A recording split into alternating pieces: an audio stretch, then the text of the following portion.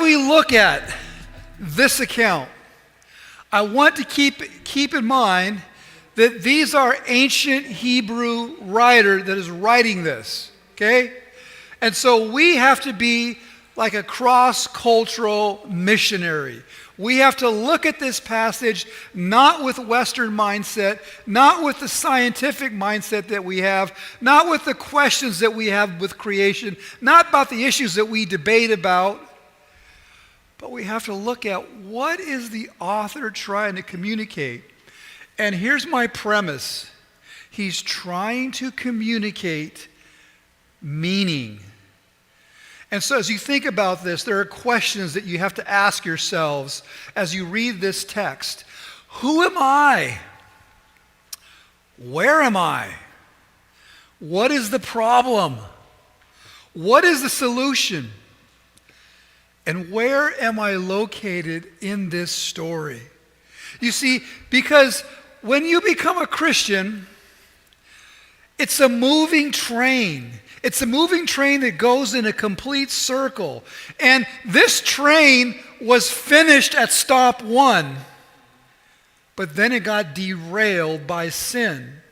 And so now what's happened through the whole Bible is this train is continuing this track, and along the way it's making pit stops to let people come on board until it finally concludes at the very end in Revelation, where you're back to the Garden of Eden. Amen?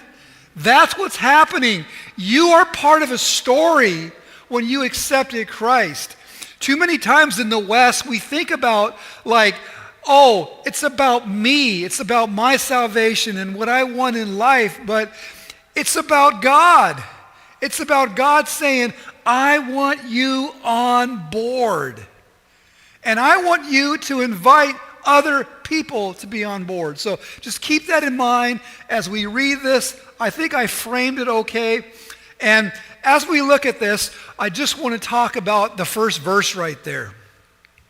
It says, in the beginning, God created the heavens and the earth. Okay, when somebody makes a statement like that, what's the first thing that pops to your mind?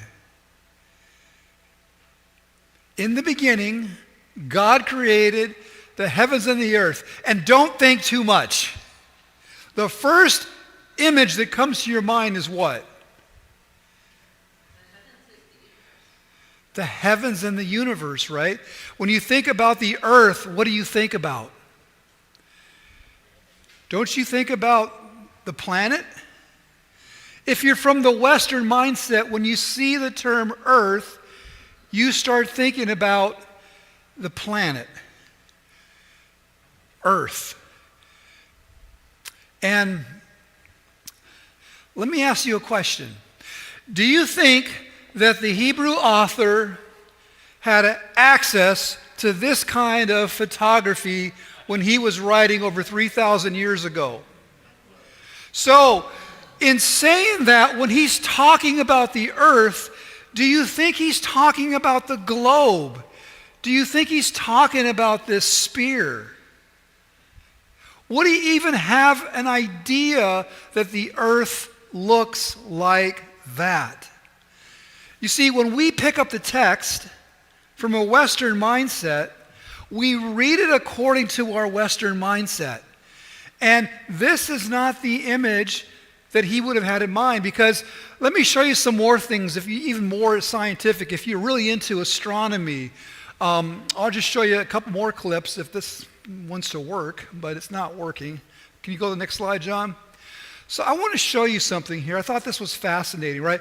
When you think of the heavens, most people think about the universe, right?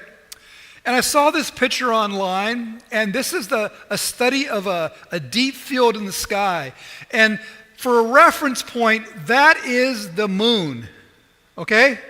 Do you see that little box where it says XDF?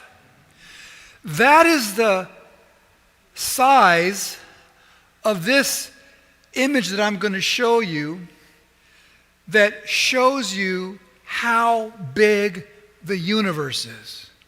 That little size is 1/20th of the moon. Okay?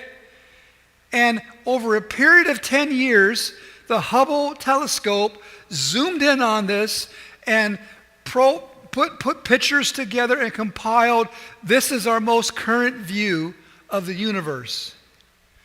Next slide. This is it. This is in that little hole. And so if you look at that, scientists will tell you that the closest, those are universes. Those are galaxies. And some of the galaxies that are red are said to have been becoming extinct. And some of the furthest ones, they would say, represent billions and billions of years ago that you can trace. And of course, the ones that the camera is zooming up close to are the ones that are still light years away from us, but they're closest to us, okay? Now, let me just tell you that, next slide, the Hebrew mindset would have no concept about this. That wouldn't even come to their mind, you know? And sometimes when we read the Bible text, we kind of have this, and C.S. Lewis kind of called this like a cultural snobbery. Sometimes we come to the text and we think, oh, these guys are primitive people. Like they didn't know anything. They didn't know. The author is not presenting a scientific textbook. He's merely trying to explain to you the meaning of life. And in doing so, when he talks about the heavens and the earth, he's talking about the sky and the land that you see with the vegetation and the mountains and the animals. That is what he means by heaven and earth. And so you have to put on your Hebrew mindset when you think about this, because he wants to communicate meaning to the most life-challenging questions that we have. Next slide, please. I want to share this in Revelation.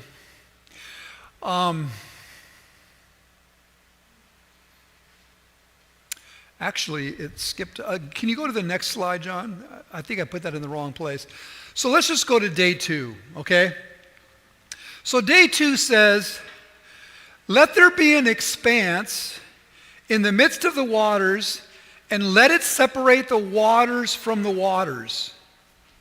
And God made the expanse and separated the waters that were under the expanse from the waters that were above the expanse. And it was so, and God called the expanse heaven. And there was evening and there was morning, the second day. Go back to that slide, John. I just want to see what it was. See if it relates to this. Okay.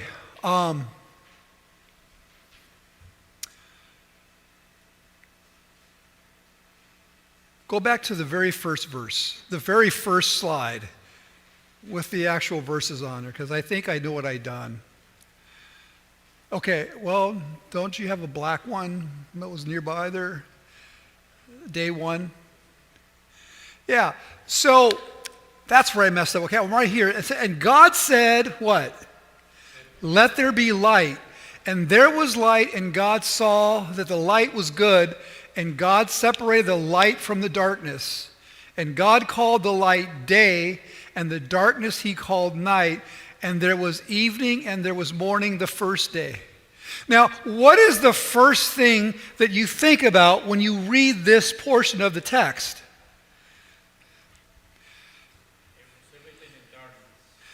Everything was in darkness, right? But when you think about light, what do you think about if everything was in darkness? You think about the sun and the planets. But here's the problem. That is day 4. So what's going on here? What the author is trying to communicate is that this light represents God's glory. Like God is the one that is illuminating this place, right? So it just says that what God did here is when he created the heavens and the earth, he created the day and the night. See, he separated the light from the darkness, and he called the light what? Day, and he called the darkness, he called night. So that's what he did, right? It's his glory, right? And you read about this in the next verse, which was the one that I had. So it's the verse. Isn't there a verse there? Yeah. And it says this, it says, and night will be no more. They will need, this is what I wanted to say about this. So in Revelation, it reverses. In Revelation, this pattern reverses, right? Because over here, there's no sun and there's no moon, right? There's no. But in the book of Revelation, it says there will be no need of what? Of the lamp of the sun. For the Lord will be their light. That's kind of what's being communicated. So it's important to see what's being communicated here. Sometimes I use this verse against my wife, and when we go to bed, I purposely leave the lights on. And she goes, turn the light off. And I said, hey, I'm just preparing for heaven. Because it says right there, right? And night will be what? Night will be no more. And so I try to tell her, you got to get out of the darkness into the light. She says, shut up and turn off the light. Okay, go ahead to the next slide.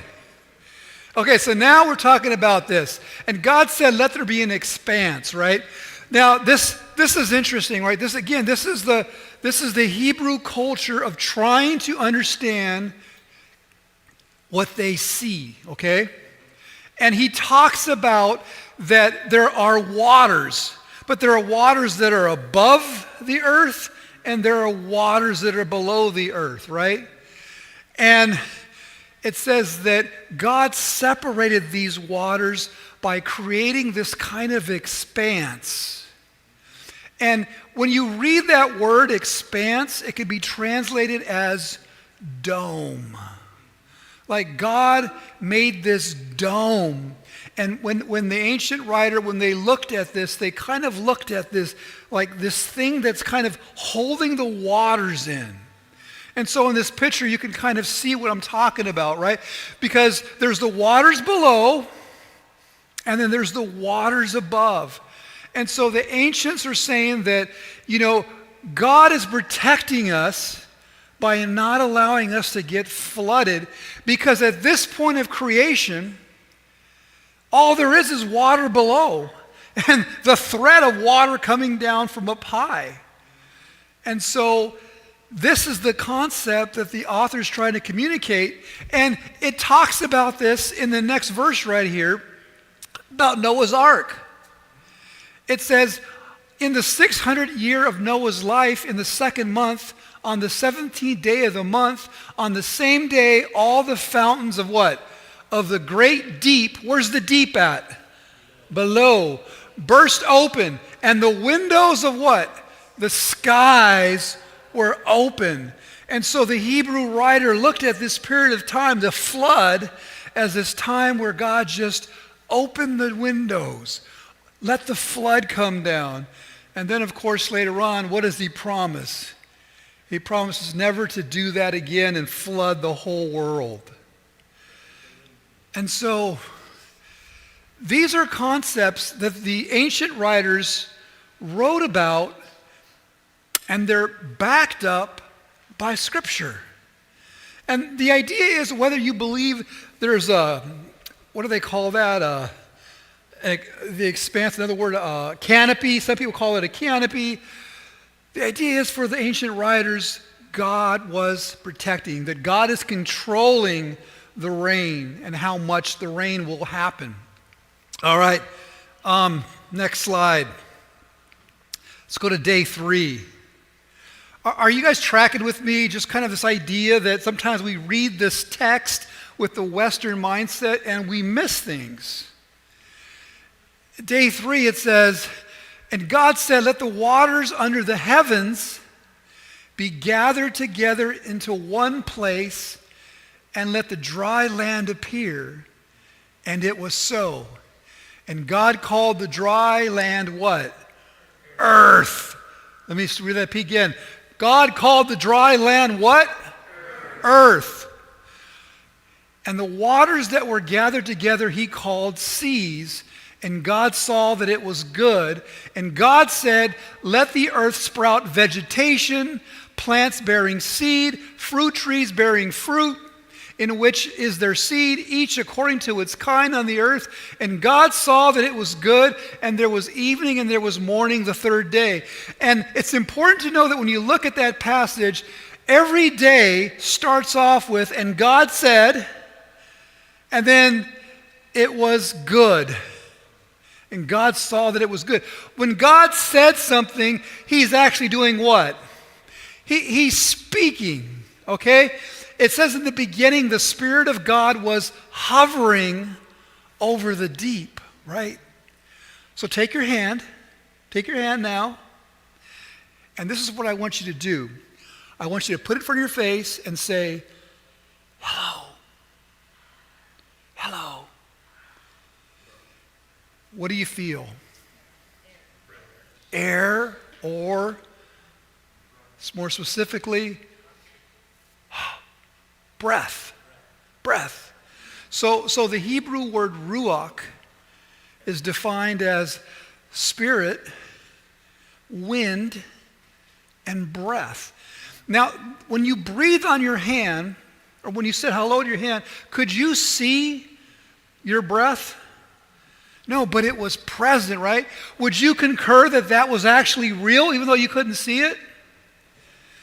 That's the imagery that we're getting here, is that God is speaking the world to become ordered and habitated. It's important to understand that, right? So he wants it to produce vegetation. He wants it to produce trees, right? The land is up, right? Because the waters used to cover what? The whole globe, right? Some of you guys ever heard of the theory of Pangea? Pangea is basically this thought that at one time all the continents were connected. All of them. And I would suggest to you, if that is true, it would have been probably in this particular state right here, because everything was submerged underwater. And then God calls the water together. It's like saying, hey, water, I want this section to go over here, this section to go over there, and I want land to spring forth out of that. That's what's going on there when you look at that. And so he's explaining to us that this water, which in the ancient mindset, the neighbors of Israel, Egypt, Canaan, Babylon, they looked at the water and the deep as chaos. And so what God is doing is he's taking the chaos, his Spirit is hovering over the chaos, and he says to the water, gather together over there, because I want land to spring forth. And land is something that, especially dry land, that represents safety in the Bible. Every time you see land, you see safety. Let's go to the next slide right here. It's talking about Moses, and he parted the Red Sea, and the Egyptians were chasing them, and now they're going to get in trouble, the Egyptians. It says, and as the Egyptians fled into it, that is the Red Sea, the Lord threw the Egyptians in the midst of the sea. What does the sea represent? Chaos, okay? And the waters returned and covered the chariots and the horsemen and the host of the Pharaoh that had followed them into the sea. Not one of them remained, right? The Near East section, they have creation accounts, and consistently they describe the waters, the deep, as the source of chaos. And the best way to illustrate this, because sometimes people will say, well, you know what, the Hebrews, they weren't there before the Babylonians, and they took their creation text and they just kind of, took that on upon themselves. But what really was happening, and what really happens with the Bible, what the biblical author is trying to do, is he's trying to compare creation stories with the other cultures of his time. And the other cultures of his time, they look at creation as something that happened from the deep. Gods were produced, and they got in fights, and they birthed other gods. And the Bible, Yahweh consistently says there is only one God, and he has created everything. He governs everything. He is in control of everything.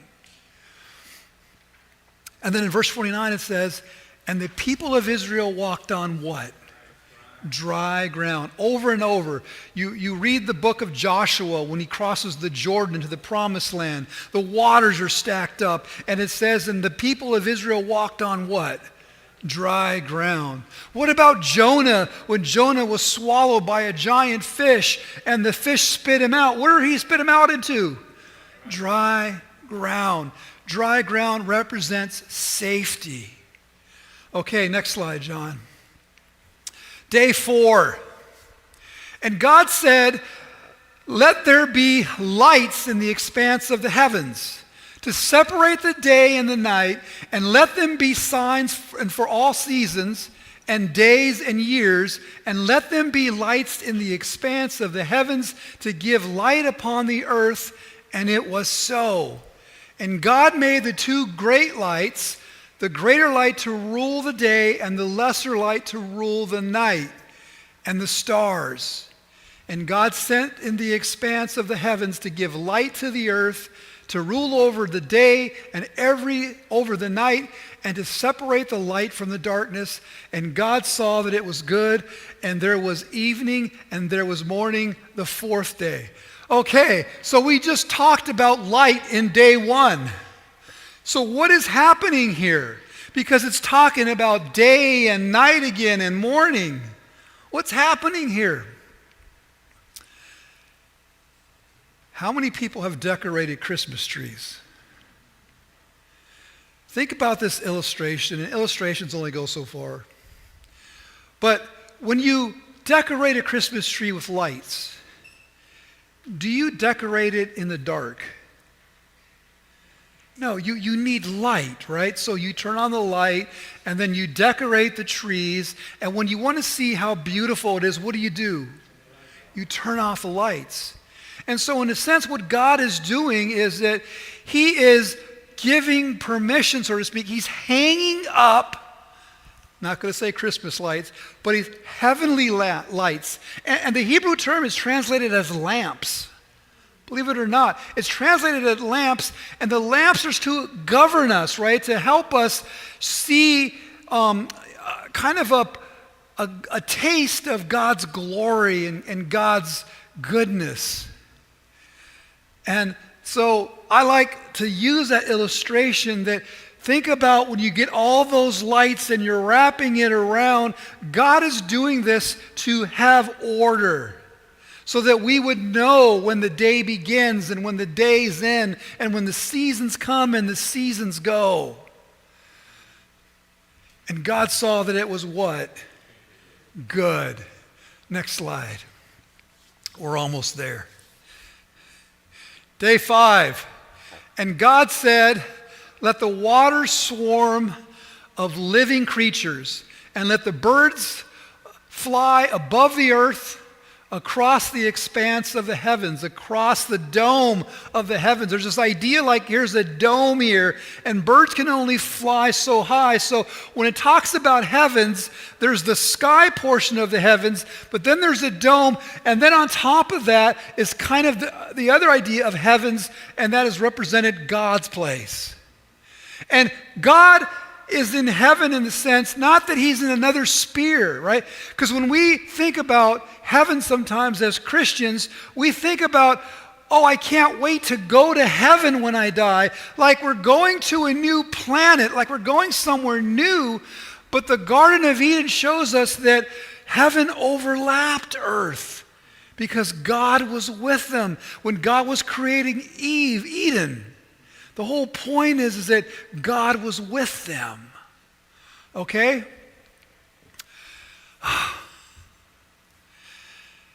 And to the great sea creatures, it says, and so God created the great sea creatures. Now, one of the creatures that are always talked about in the neighboring countries is this sea monster, this giant sea monster. And what is his name?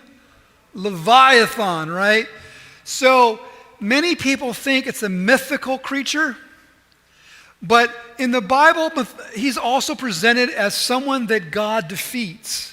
And again, I think somehow it's an apologetic for what's going on in the cultures. So it says he created the great sea creatures. I love that part right there. And then the living creatures that move, which the waters swarm according to their kinds. And what else did he create? Every winged bird of its kind. And God saw that it was good. And God blessed them, saying to be fruitful and multiply and fill the waters and the seas. And let the birds multiply on the earth, right? So you have the seas and the heavens, so to speak, the first portion of the sky where the birds fly. And God gives the same imperative that he gives humans later on, is to be fruitful and multiply and fill the earth with what? Habitation. So there's order and there's habitation. And that is happening on the 5th day. And I'm not even going to look at notes, but just go on to the next slide here. Day 6 is important for you. Because day 6 answers this question: who am I? Who am I? What am I here for? What happened? How does everything get rectified and fixed? What do I have to do? You're getting at that stage as you go through the Bible, as you go through Eden. These are questions that are going to be asked. And it says, and God said, let the earth bring forth living creatures according to its kind, livestock and creeping things, and what? Beasts of the earth. What was the big beast in the Bible that people talked about? Behemoth. Behemoth. Could be a real, could be a fictionalized kind of presentation. But the point is that God's including everything just to cover it all. I've created everything.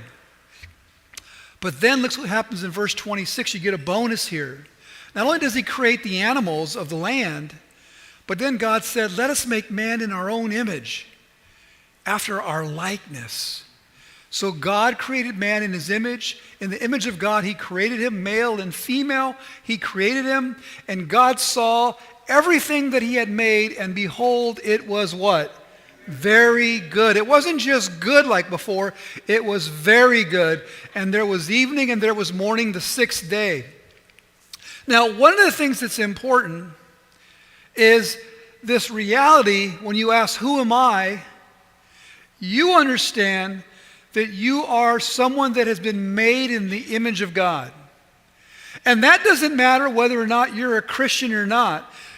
It's human beings. If you qualify as a human being, if you pass the test and someone says, yes, you are human, I confirm, you are made in the image of God. Now, it's interesting when people talk about the image of God, because people try to say, okay, what exactly is it? And again, they look at it from a Western Greek categorization. So some people will say, well, the image of God represents personhood.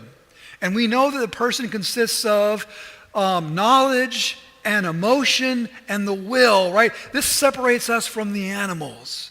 And animals lovers say phooey to that. And then there are people that say, no, it represents his character, right? It represents just kind of like his knowledge, his reasoning ability. It represents his love, his compassion. It represents every component of his character. And there are people that say now, no, you know what it means to be made in the image of God is to be given dominion over all the earth, to rule and to subdue it. And I would say it's simpler than that. Commandment number 2. Does anybody know what that is?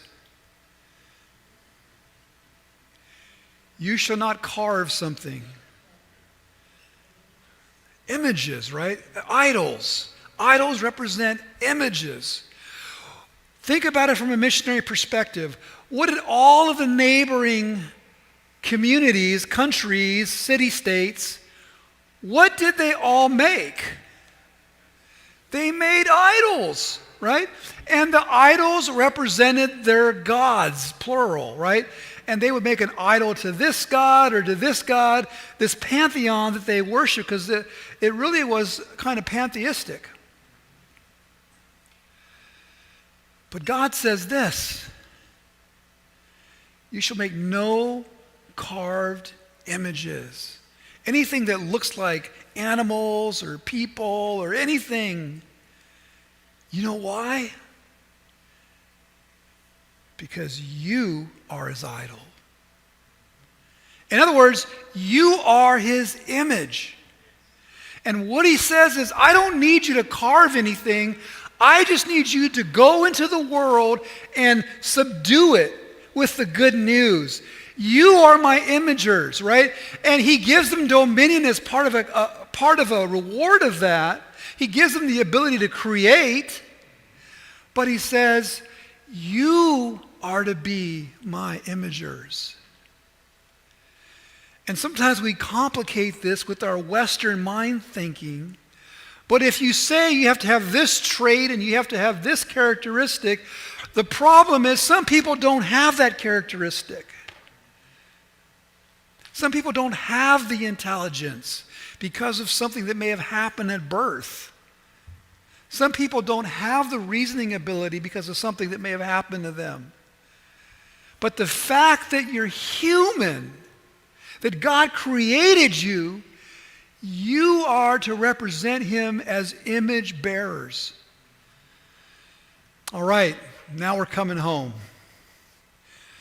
Day 7. I think I forgot to put day 7, but that's supposed to be day 7, okay? I told you, man, 7:30 was really, 8:30 was really 7:30, so. Day 7, Genesis 2, 1 through 2. It says, thus the heavens and the earth were finished, and all of the host of them.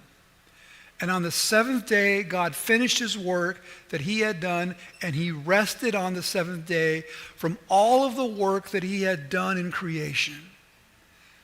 I want to show you this graph right here as we end this talk right now. In this graph, it describes the 7 days of creation.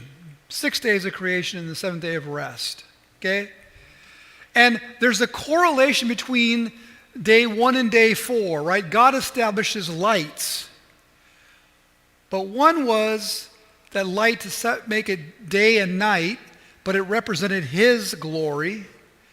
Day 4, heavenly lamps, not lamos, created to reflect God's light. That's supposed to be a period, apostrophe, not a semicolon.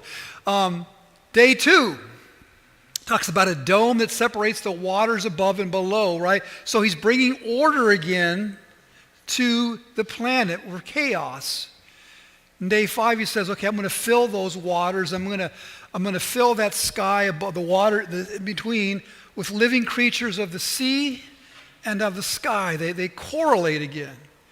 Day 3, he makes the realm of the land coming out of the water. And then in day 6, he creates plants, and he also creates creatures of the land, including who? You, his image bearers. And then what does God do on day 7? He rests. Now, it's important to understand that God doesn't say, and there was evening and morning after that section. Why? Because God is resting. And the idea was, the purpose of creation was that mankind was to enter into this rest with him. The end. But something happened, right? And so that answers the question, what happened? What's going on? Where am I in all this? And what happened, of course, was that Adam and Eve, they wanted to be like who? Like God. And God said, you can't be a part of Eden anymore. The train has been derailed. You have to get out. And so what's the solution? The solution is that God allowed that train to go on a circle and pick up passengers. And in the process, he sent this person in the first century that we refer to as Jesus the Christ, which means the Messiah, the anointed one. And Jesus is known in the Bible as the last Adam.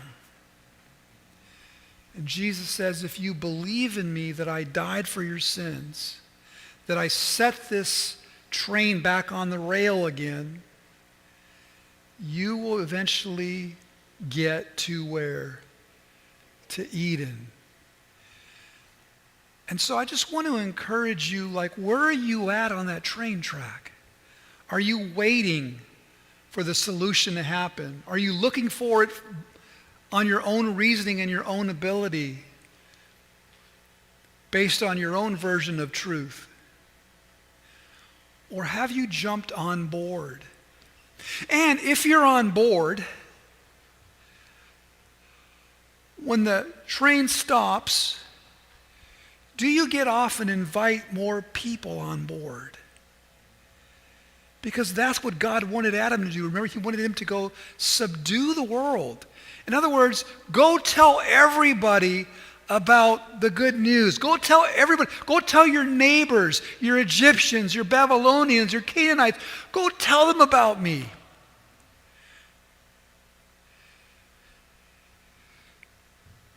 Because there are going to be some people